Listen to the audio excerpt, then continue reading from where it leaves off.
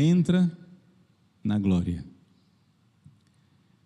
Ao celebrar São Jerônimo, o que é que nós podemos dizer a respeito das Sagradas Escrituras? Ele que é um grande doutor, que nos ensina a amar as Sagradas Escrituras. Vejam, o nosso ambiente cultural está manchado pela atitude negativa dos protestantes com relação às Sagradas Escrituras. Então nós precisamos primeiro colocar alguns pontos bem claros. Número 1.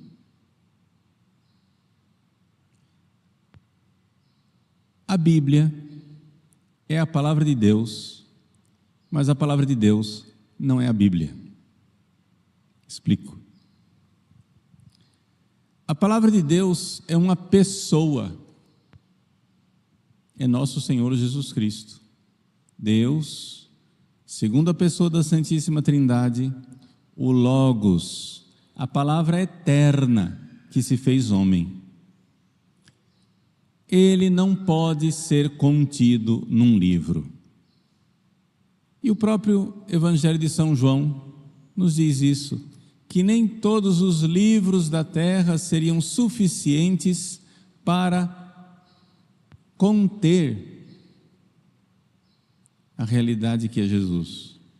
Poderíamos passar o resto da nossa existência tentando escrever um livro que pudesse nos colocar realmente quem era Jesus, mas é como querer aprisionar a realidade dentro de um conceito. A realidade é sempre mais ampla, mais rica.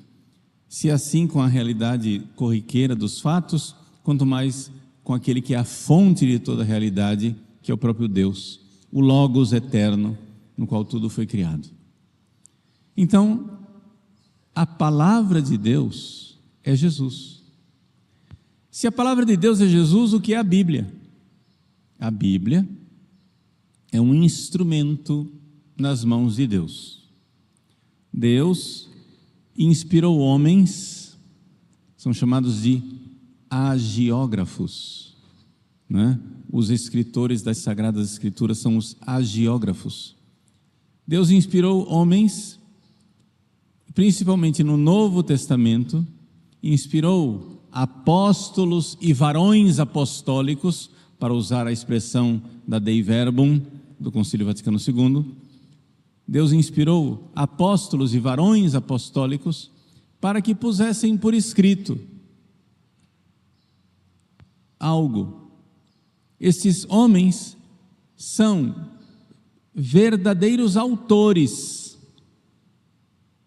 Não pensemos que a Bíblia foi escrita assim, que o Espírito Santo pousou no ombro do apóstolo e ficava ditando, cochichando para o apóstolo o que é que ele tinha que escrever no Evangelho. Não foi isso. Deus inspirou esses sagrados autores. O conteúdo que está ali é um conteúdo inspirado por Deus e não contém erro. Mas cada autor humano é verdadeiro autor das Sagradas Escrituras. Ou seja, eles de fato escreveram, cada um com a sua capacidade. Você vê, quem estuda o grego, vê claramente que o grego de São Lucas é um grego mais fluente do que o grego de São Marcos, por exemplo. Não é? Então, você vê que existe capacidades diferentes dos vários autores, escolha de vocabulário. Eles são verdadeiros autores, humanos, mas foram assistidos por Deus. Mas não para por aí.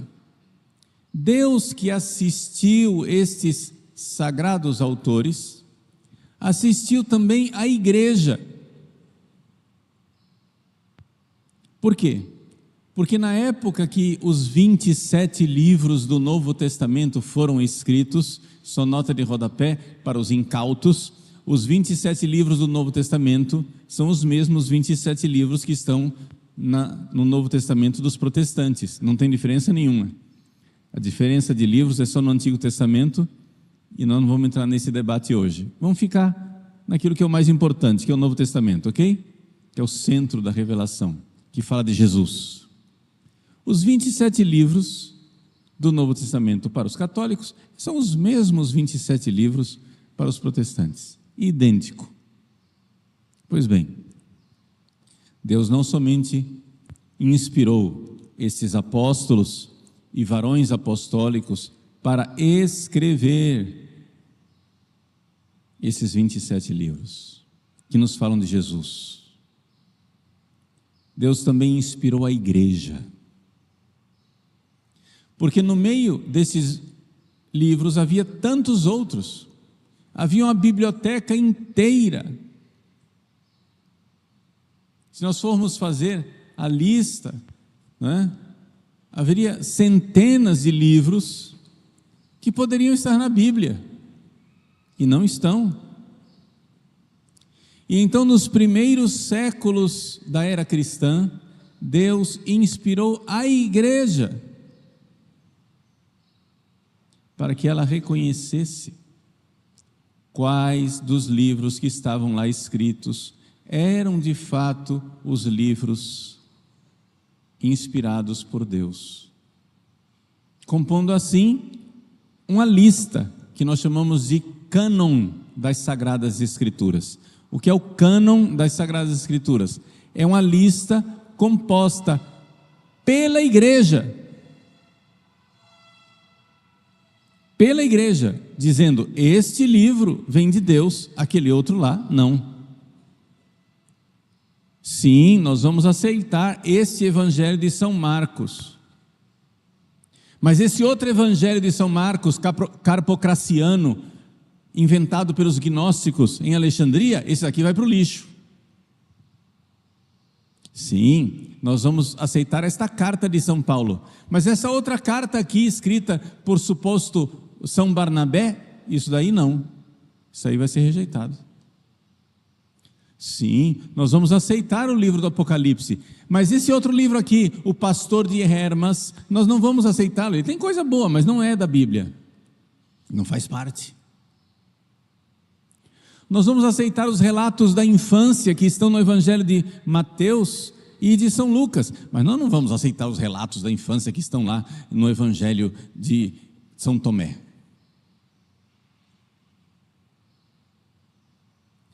A igreja fez isso. Portanto, aqui uma segunda coisa. Então vejam só. Então vamos colocar aqui o que é que nós construímos até agora para nós entendermos o relato histórico. Número 1, a palavra de Deus se fez carne, Jesus. Jesus morreu na cruz, ressuscitou, subiu aos céus e não deixou nada escrito. O que ele escreveu na areia da praça do templo e o vento levou. Tchau.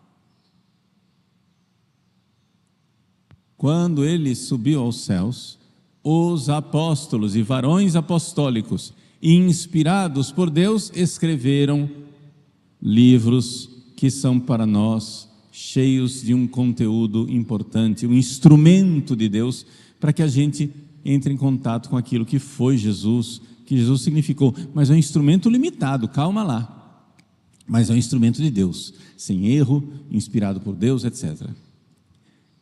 Depois, a igreja, ao longo dos séculos, porque levou pelo menos 3 séculos de briga,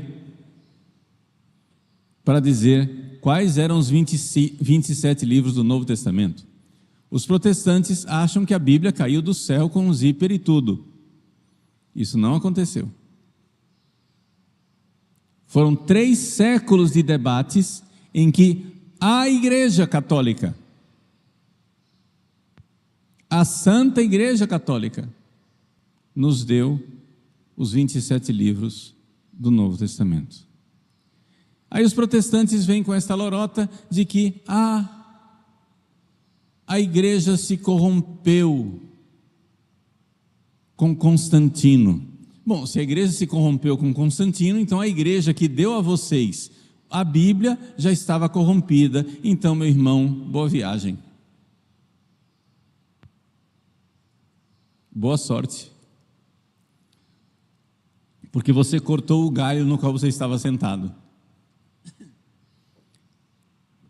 Você crê na Bíblia, mas não crê na igreja que deu a você a Bíblia. Sim, uma igreja cheia de homens pecadores. Uma igreja onde estava Judas. Uma igreja onde estava Pedro, que negou Jesus 3 vezes. Uma igreja onde estavam os 9 apóstolos que saíram correndo aos pés da cruz, dos pés da cruz. Uma igreja onde estava Maria, mãe de Jesus, que ficou até o fim. Uma igreja onde estava São João. Sim, a igreja de Pentecostes, a igreja que recebeu o Espírito Santo, mas ao mesmo tempo a igreja tão cheia de vicissitudes, tão cheias de altos e baixos, ao longo de 3 séculos. Essa igreja, esta Santa Igreja Católica, nós cremos que ela é instrumento de Deus. Ela tem pecadores,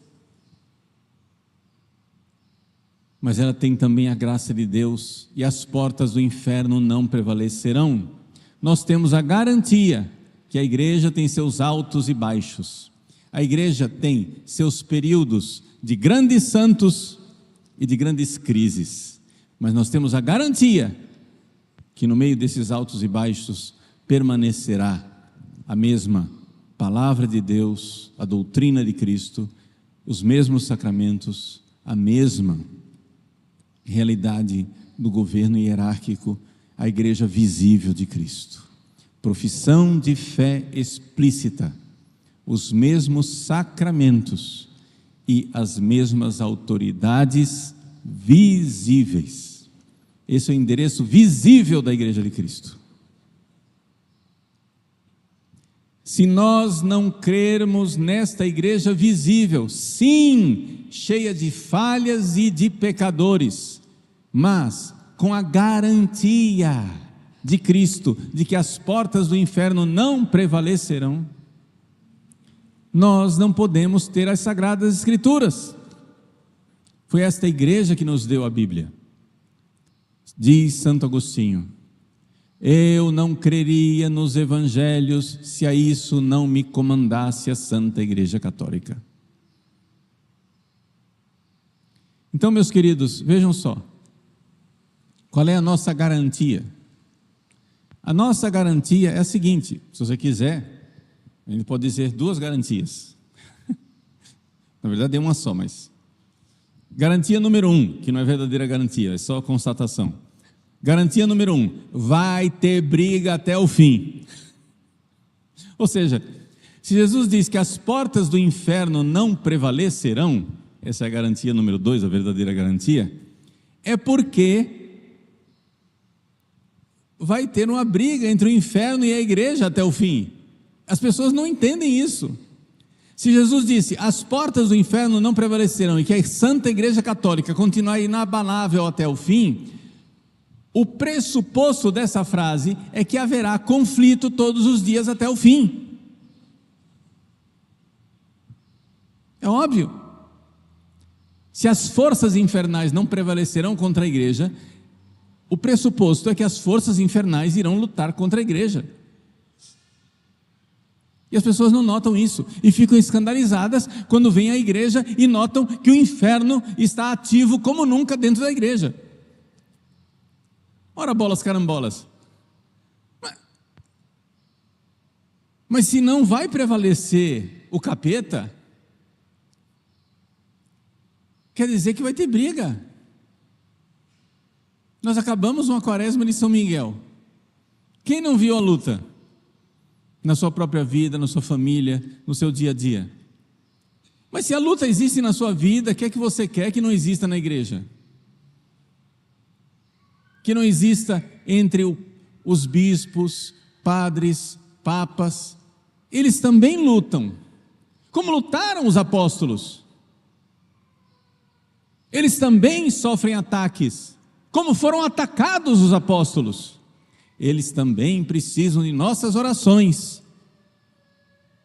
Altos e baixos, erros e acertos, nós sabemos que as portas do inferno não prevalecerão e que haverá sempre um corpo visível da Santa Igreja Católica, onde nós teremos certeza. Qual é o endereço da Santa Igreja Católica?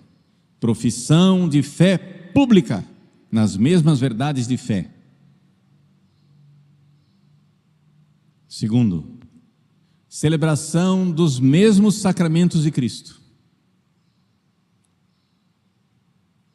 Terceiro, a mesma hierarquia identificável, às vezes mais santa, às vezes mais pecadora. A mesma hierarquia, aquele corpo de apóstolos visível. O corpo de apóstolos de Cristo, na sexta-feira e no sábado santo, era um corpo visível. Uns fugiram, um se enforcou, o outro negou, mas era um corpo visível.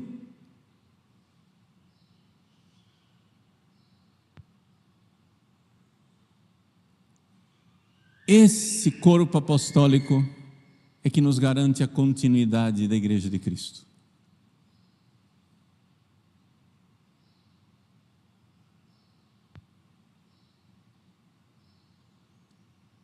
Este corpo visível da Igreja é que nos deu as Sagradas Escrituras. Todos os domingos nós nos levantamos e dizemos: creio na Bíblia. Não, nós não dizemos isso, creio na Bíblia. Nós dizemos: creio na Igreja Católica.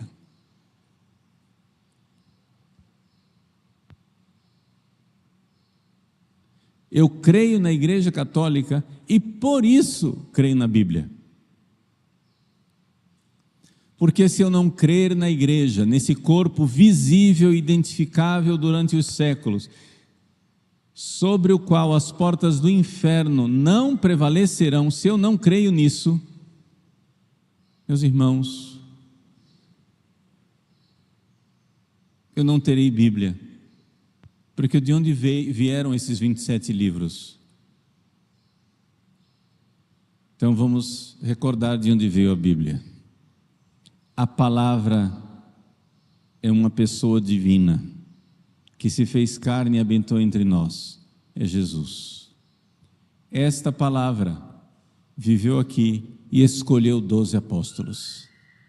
Jesus não escreveu Bíblia, mas escolheu 12 apóstolos. Se deu conta disso? Quando Jesus quis fundar a sua santa igreja, como outrora no Antigo Testamento havia 12 tribos, nos 12 filhos de Jacó, Jesus escolheu 12 homens e nesta coluna dos 12 apóstolos fundou sua igreja. Olhem para as paredes da nossa igreja e vocês vão encontrar lá 12 cruzes espalhadas na igreja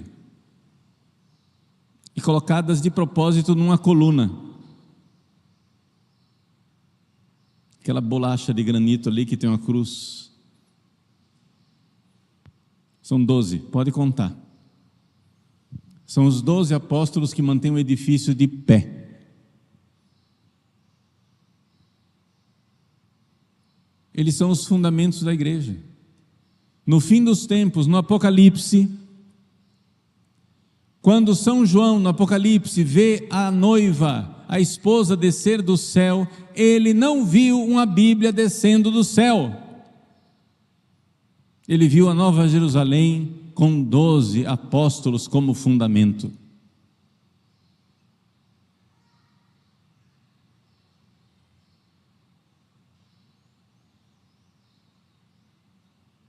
Esta é a Igreja de Cristo.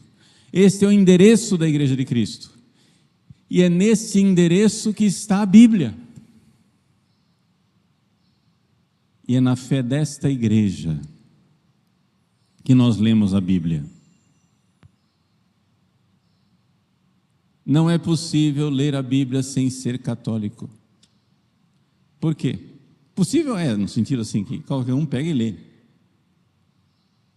Mas não é factível você ler e entender a Bíblia realmente, sem ser profundamente católico, porque, como nos recorda o Papa Leão XIII, a Bíblia deve ser lida no mesmo espírito com o qual ela foi escrita.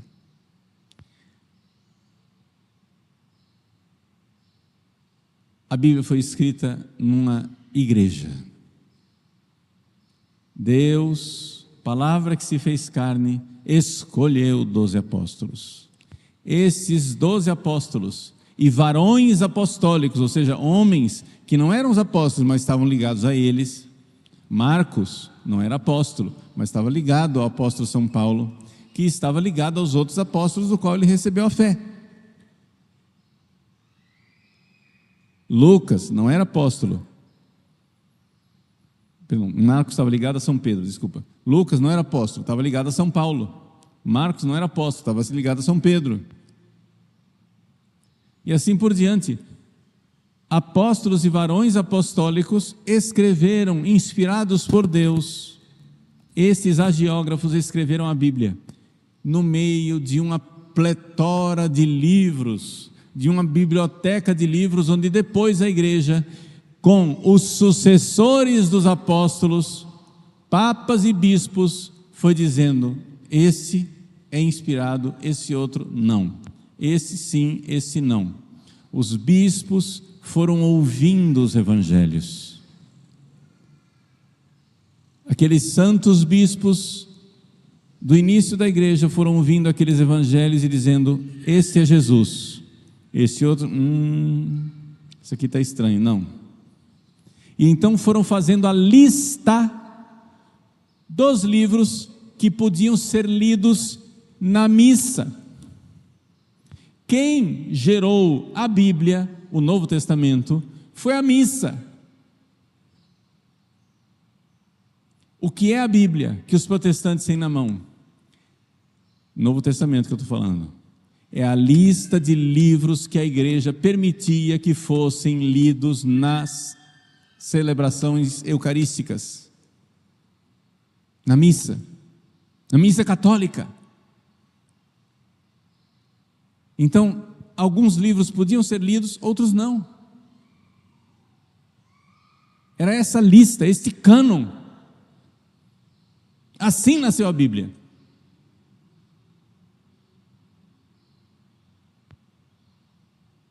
Quem gerou o Novo Testamento foi a missa.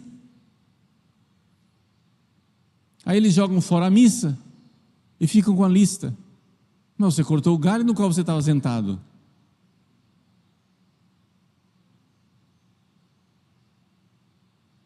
Totalmente absurdo e sem fundamento, nem histórico, nem lógico, nem religioso, nem coisa nenhuma.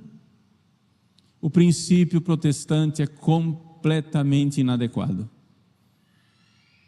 Ele não corresponde nem à realidade dos fatos, nem à realidade hermenêutica, nem à realidade filosófica, nem coisa nenhuma.